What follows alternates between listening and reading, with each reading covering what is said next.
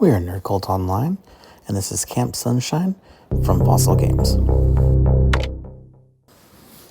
You start the game playing a young boy going to attend Camp Sunshine, and basically your first night there, almost everybody starts getting murdered by presumably somebody inside a mascot costume. As you receive journal or diary entries, they give you a little bit more of the past and show you some of the backstory of the killer himself, or at least who you assume is the killer, and that basically the child was born, had some issues, and that the mother died during childbirth, and that things started to go wrong from there, based on some of the items that I've found in early journal pieces. It sounds like basically some sort of cult thing was going on involving the baby, and you've got this deranged killer by the end. And for a retro style, feels like a JRPG horror game.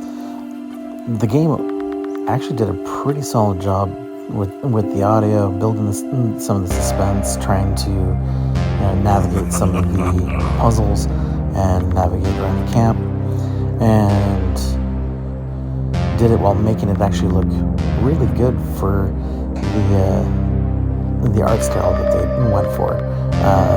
Going for that like Sega Genesis era look to it, maybe Super Nintendo, maybe something slightly later, but overall the game looks great and it actually runs quite well.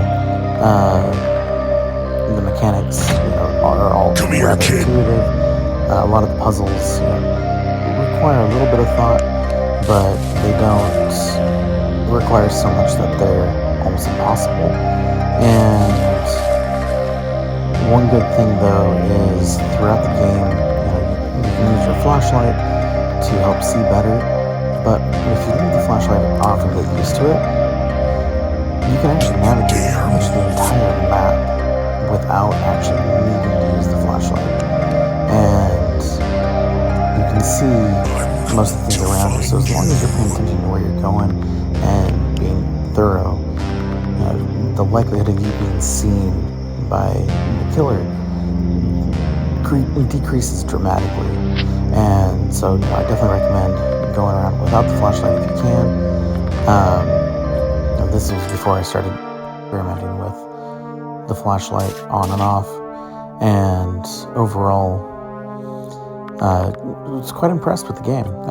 They did a much better job than I was expecting for what it was, just because I didn't think that you could actually build a good enough horror game using the tools that they had for this, and they left me definitely surprised for sure.